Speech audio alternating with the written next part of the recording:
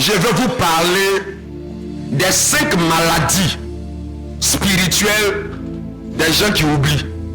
Dis alors comment les 5 maladies spirituelles. Des gens qui oublient. Les gens qui oublient, en général, ce sont des ingrats. Et ceux qui oublient là, ils ont 5 maladies, 5 virus qu'on doit brûler ce matin. Ils ont 5 poisons et ils ont besoin d'être purifiés par la parole de Dieu. Les gens qui oublient là, ce sont des ingrats et ils ont 5 maladies. Dis avec moi 5 maladies.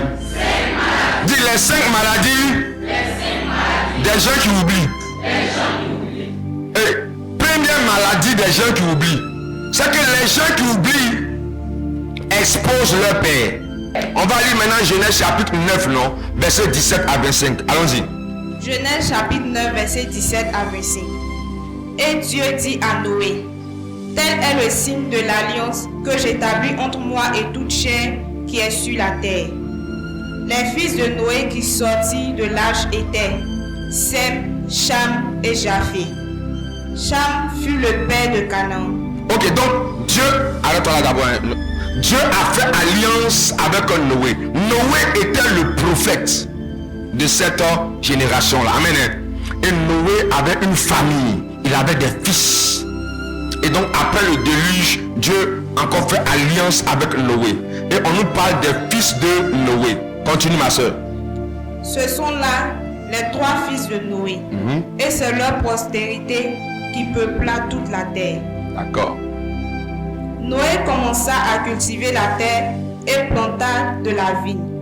Il but du vin, s'enivra et se découvrit au milieu de sa tente.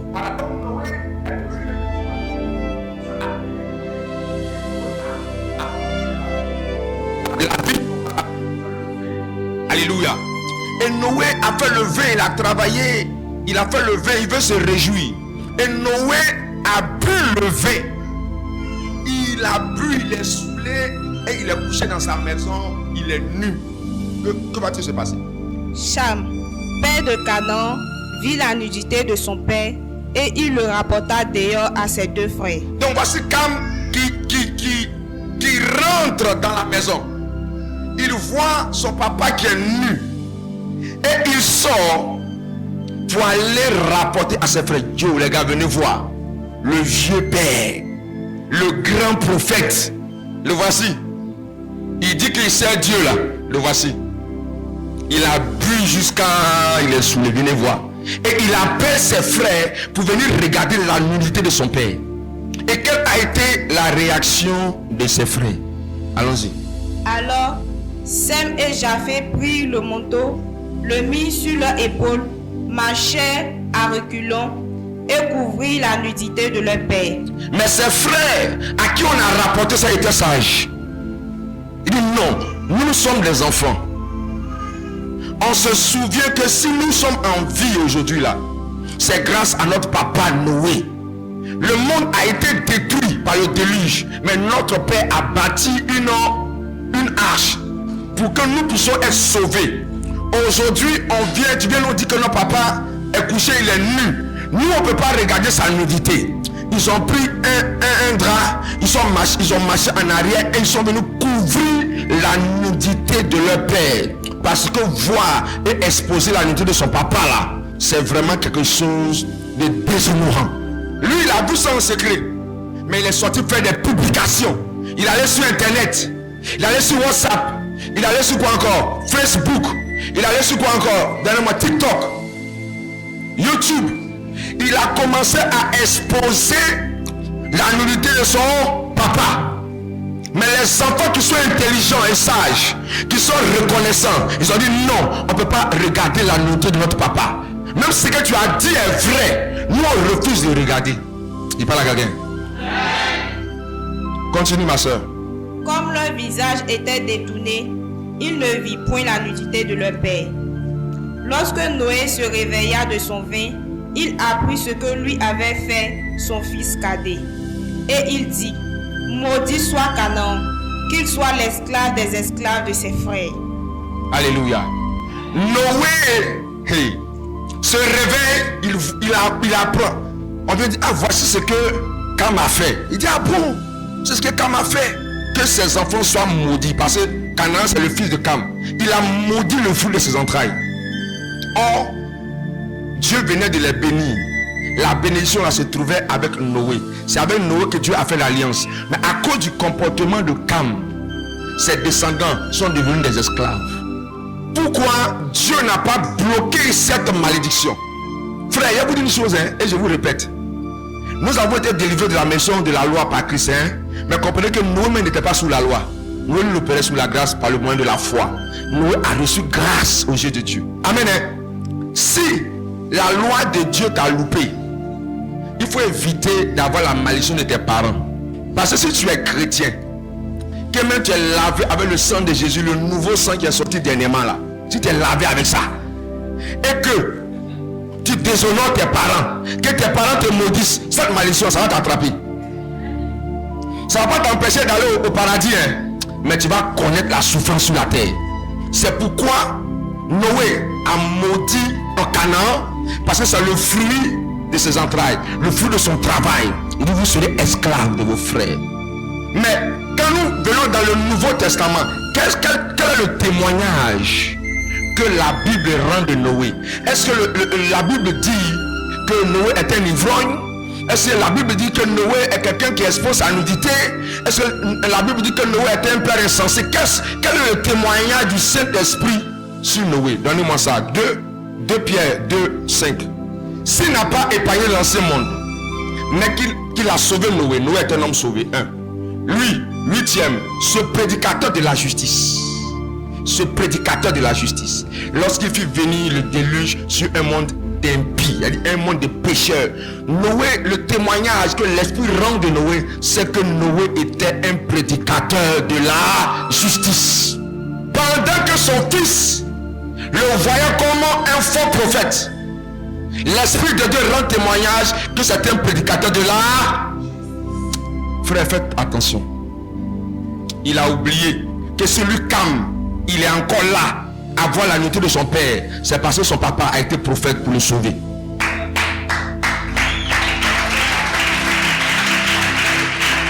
Les enfants qui oublient, ils oublient ce que leur père et leur mère ont été pour eux. Ils oublient.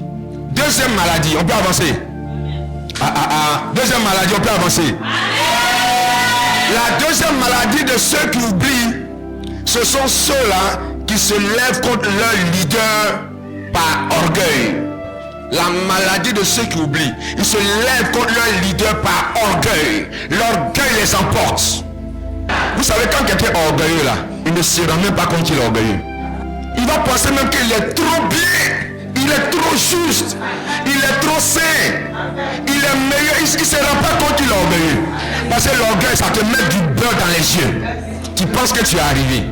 Prenons, regardez, il est arrivé que Moïse, le grand prophète Moïse, a pris une femme éthiopienne.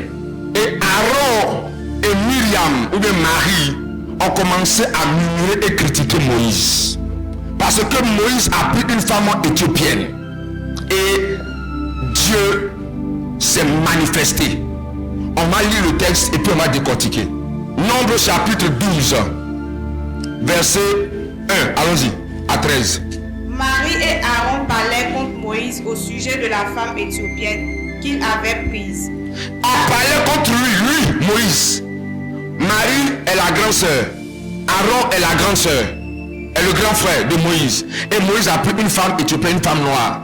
Et ils ont commencé à le critiquer, parler contre lui. Les deux font réunion de critique contre leur leader.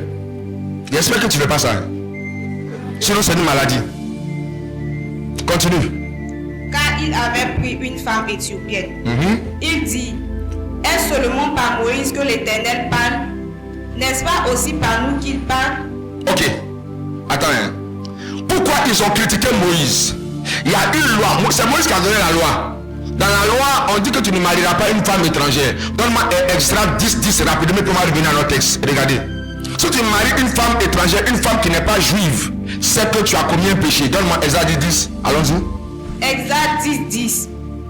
Esdras le sacrificateur se leva et leur dit, vous péché en vous alliant à des femmes étrangères. Voilà. Il dit, vous avez péché en vous alliant à des femmes étrangères. Vous avez rendu Israël encore plus coupable. Donc c'est une faute très grave de marier une femme étrangère. Alléluia. Et c'est ce que Moïse a fait. C'est Moïse qui a donné la loi à Israël. Et puis lui, il marie une femme étrangère. Donc en temps normal, Aaron et Myriam ont le droit de se plaindre. Mais comment ils se plaignent? En parlant contre, c'est-à-dire en parlant mal, en critiquant, en tenant des propos acerbes, en tenant des propos méchants. C'est-à-dire parler contre. Alléluia. Alléluia. Et qu'est-ce qu'ils vont dire? Ils vont dire, est-ce que c'est pas Moïse seulement que Dieu parle? Nous aussi, Dieu nous parle. Est-ce que c'est à lui seulement que Dieu parle? Moi aussi, j'ai le Saint-Esprit. Moi aussi, je sais prêcher. Moi aussi, je connais la parole de Dieu. Moi aussi, j'ai fait l'école théologique. Moi aussi, j'ai fait l'école biblique. Moi aussi. Mais c'est ton leader. C'est ton père spirituel. C'est ton prophète. Amen. Hein? Et ils ont commencé à parler. Aaron a oublié qu'il est devenu sacrificateur à cause de Moïse. C'est parce que Dieu a suscité Moïse que Aaron a été suscité. C'est parce que Dieu a suscité Moïse que Myriam a été suscitée comme prophétesse.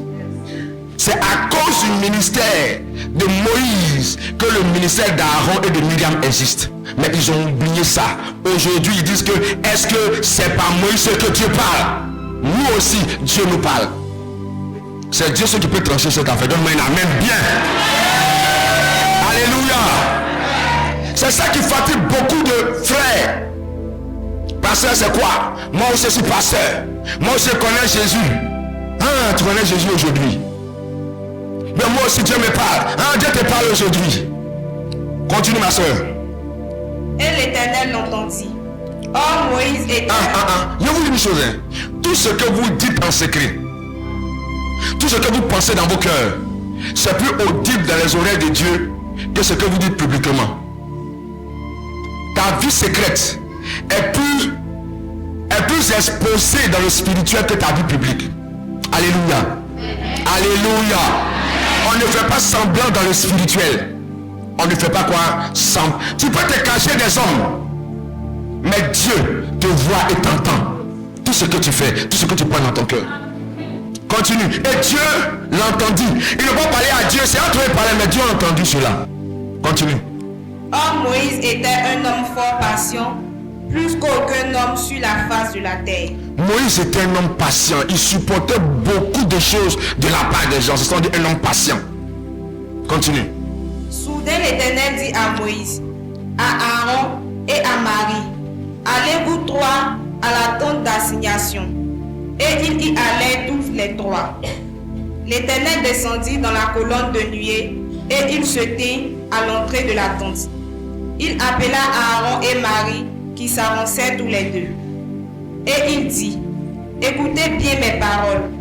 Lorsqu'il y aura parmi vous un prophète, c'est dans une vision que moi l'Éternel, je me révélerai à lui. C'est dans un songe que je lui parlerai. Il n'en est pas ainsi de mon serviteur Moïse. Il est fidèle dans toute ma maison. Je lui parle bouche à bouche. Je me révèle à lui sans énigme. Et il voit une représentation de l'Éternel. Pourquoi donc n'avez-vous pas craint de parler contre mon serviteur, contre Moïse?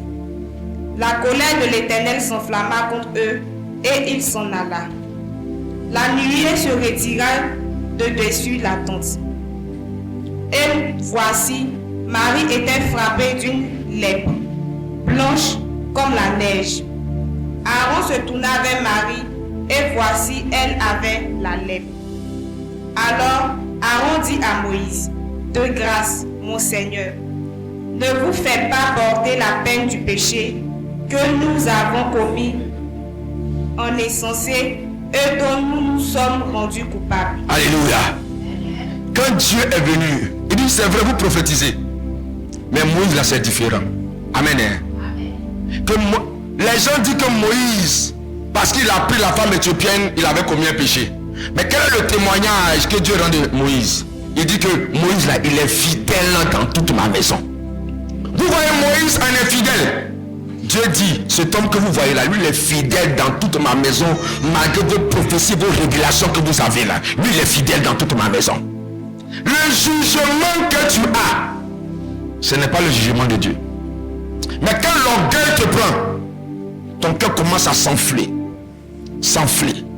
Vous savez, je vais vous expliquer l'histoire de Moïse. Moïse a pris la femme éthiopienne là, parce que Moïse était un représentant de Christ. Et il annonçait que l'évangile allait aussi toucher les nations païennes, les nations non juives. Donc en se mariant à cette femme éthiopienne, il était en train de prophétiser. Mais les gens qui ne comprennent pas comment Dieu fonctionne, ils ont commencé à critiquer et condamner Moïse. Mais Dieu dit, ce gars-là, il est fidèle. Quand ça a commencé à chauffer, ce Moïse qui critiquait, il vient l'appeler maintenant mon Seigneur. Mon Seigneur, vieux Père, mon Père, aie pitié de moi, ne te fâche pas, parce que nous avons agi en insensé. Et il y a beaucoup d'insensés comme ça dans l'église, qui animés par l'orgueil, c'est là qu'on leur leadership, c'est là qu'on cela que Dieu a établi sur eux. Et passe leur temps à parler contre lui.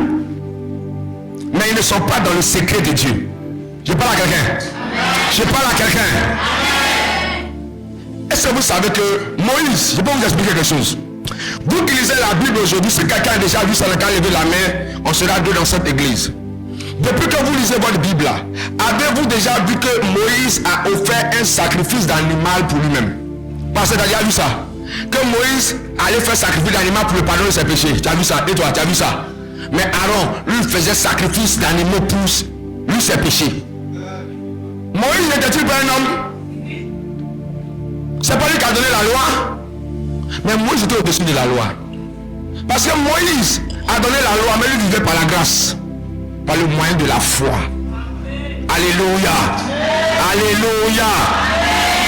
Moïse était un homme de foi. Quand nous lisons Hébreux chapitre 11, on n'a jamais mentionné le nom d'Aaron là-bas, parmi les gens de foi. Mais quand on parle des hommes de foi, ceux qui ont hérité de la promesse, le nom de Moïse y est mentionné. Tu peux me donner un amen bien. La loi était pour eux, ils vivaient par la loi. Moïse vivait par la foi et par la grâce. Il dit, si j'ai trouvé grâce à tes yeux, fais-moi voir ta face. Mais ceux qui étaient sous la loi, ils cherchaient à se justifier par les œuvres de la loi. Donc il fallait toujours renouveler les sacrifices, mais ce n'était pas le cas pour Moïse. Et Jésus lui-même, quand il est venu, il n'a jamais parlé de Aaron, mais Jésus a rendu témoignage de Moïse. Quand on est venu voir Jésus en ce qui concerne les questions de mariage, ils sont venus dire, Jésus, mais pourquoi Moïse nous permet-il de divorcer avec nos femmes? Et puis Jésus va leur dire, écoutez-vous là, c'est à cause de la dureté de vos cœurs sont mauvais. C'est à cause de ça que Moïse vous a permis de divorcer. Sinon au commencement, ce n'était pas ainsi. Dieu a dit, l'homme quittera son père et sa mère, s'attachera à sa femme et ils seront une seule chair. Alléluia. Je vais vous poser une question. Qui a écrit le livre du commencement? Qui a écrit ça? Qui a écrit le livre de la Genèse? Qui a écrit ça? C'est qui? C'est le même Moïse. Aaron, il a écrit quoi? Frère, ne vous laissez pas empoisonner par les serpents. Ne vous laissez pas empoisonner par l'orgueil. L'orgueil vient du diable. Alléluia. L'orgueil vient du diable. De vous parler un peu de Aaron. De vous parler un peu d'Aaron. Dites-moi si vous voulez que je vous parle d'Aaron, je vais vous parler d'Aaron. Aaron n'a jamais été un grand pasteur. Aaron était un pasteur assistant. Il n'a jamais dirigé le peuple. Mais le premier jour où Moïse lui a donné l'occasion de diriger le peuple, on lui a donné 40 jours de direction du peuple. Et regarde, vous connaissez la réponse déjà. On lui a donné seulement 1 mois 15 jours. Non, 1 mois 10 jours. On dit dirige le peuple 1 mois 10 jours. Je m'en vais jeûner, je viens. Il faut suivre le peuple pour moi pendant 1 mois 10 jours. Dans 1 mois 10 jours, quand Moïse est revenu là, il a saboté l'œuvre de Dieu. Mais c'est lui donc qui se permet de parler contre Moïse. Il ne connaît pas la pression du ministère. Il ne connaît pas la pression quand tu es en haut. Les choses qui pèsent sur toi, le poids que tu as, les soucis que tu as, les attaques que tu as. Il ne connaît pas ça. Alléluia. Mais il a fallu juste que Moïse prenne une femme étrangère. Ils ont commencé à critiquer. Mais Moïse en haut là-bas, là, lui sait ce qui se passe. Toi, tu ne connais pas. Premier test de leadership, vient devenir pasteur. On a vu comment il a saboté l'église. Faut lire pour moi, pardon. Lis pour moi. Exode 32, verset 21 à 25. Regardons. Exode 32, verset 21 à 25. Moïse dit à Aaron, que t'as fait ce peuple pour que tu les laisses commettre un si grand péché? Aaron répondit, que la colère de mon Seigneur ne s'enflamme point. Tu sais toi-même que ce peuple est porté au mal. Tu vois où est non? Aaron ne prend pas la responsabilité. Il accuse le peuple. Il dit vieux père, pasteur, bishop, toi-même tu sais que ce peuple-là, il est tout mauvais. Il aime le mal. Pourtant, on t'a confié la responsabilité des gens. C'est gâté là. Toi, tu te désengages. Tu fuis. Tu accuses le peuple. Donc, tu savais, c'est la même pression que le peuple mettait sur Moïse. On t'a laissé un peu. Il faut prendre un peu le poids. Tu vas voir ce qu'il y a dedans. Il vient dire que non, le peuple est difficile. L'orgueil. Je peux faire. Je suis ceci, je suis cela. On t'a mis, il faut venir diriger. 1 mois, 10 jours. 1 mois, 10 jours, tu as saboté l'œuvre de Dieu. Dis encore, mon père. Que tout esprit de sabotage qui s'attaque à mon ministère reçoit le feu et me libère. Je parle à quelqu'un. Troisième maladie. Troisièmement, la troisième maladie de ceux qui oublient, c'est le manque de miséricorde. Ceux qui oublient n'ont pas pitié. Ceux qui oublient là, ils n'ont pas pitié. Quand il va te prendre en faute, quand il va te trouver en défaillance, aujourd'hui là, je l'ai eu maintenant. Je l'ai attrapé maintenant. C'est que depuis longtemps je cherchais, j'ai trouvé. Les gens qui oublient n'ont pas de miséricorde. Ils n'ont pas quoi? Ils n'ont pas pitié. Ils oublient vite. Il y avait un homme qui devait, c'est dans Matthieu 18, verset 23 à 35. Il y avait un homme qui devait 10 000 talents. 10 000 talents. Et il devait payer, il n'avait pas de quoi payer. Et son patron a dit, prenez-le, sa femme et ses enfants, mettez-les en prison jusqu'à ce qu'ils payent tout ce qu'ils doivent. L'histoire se trouve dans Matthieu chapitre 18, verset 23 à 35.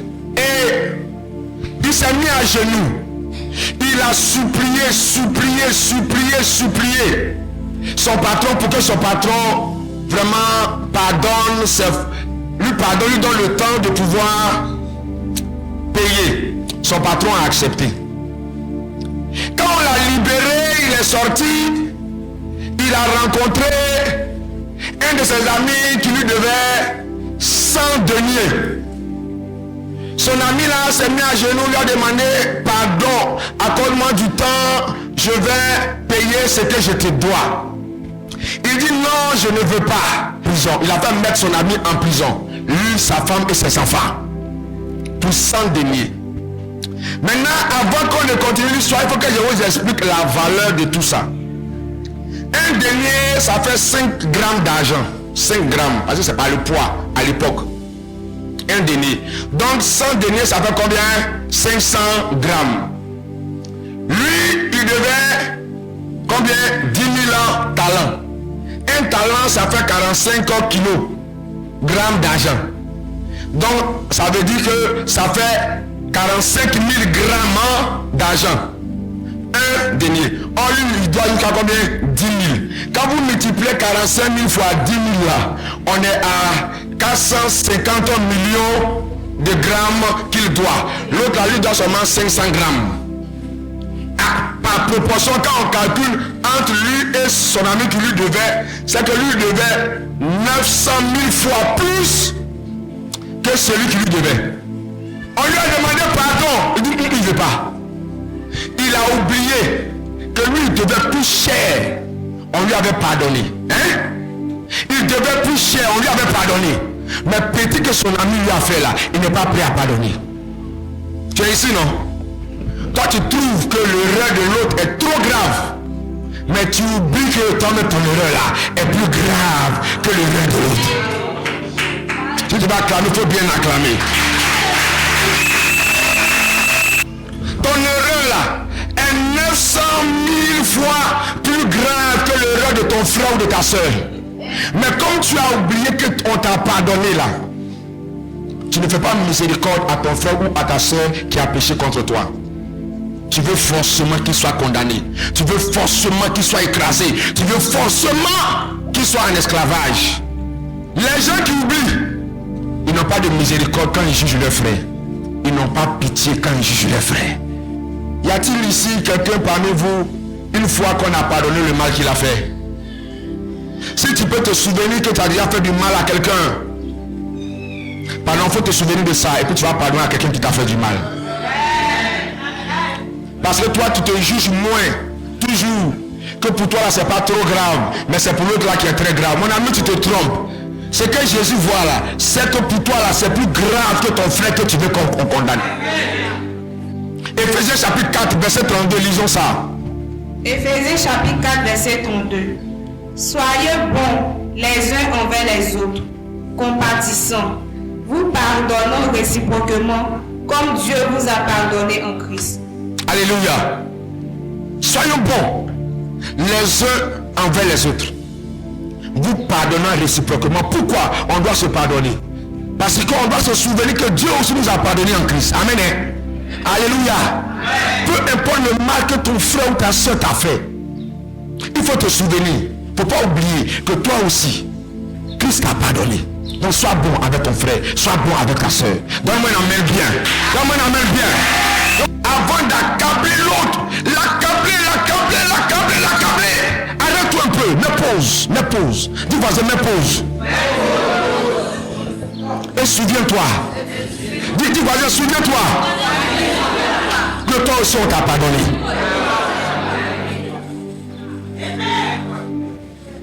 Viens m'arrêter là. Ouais, c'est vrai, il y a 5 maladies, mais 3 maladies là c'est bon.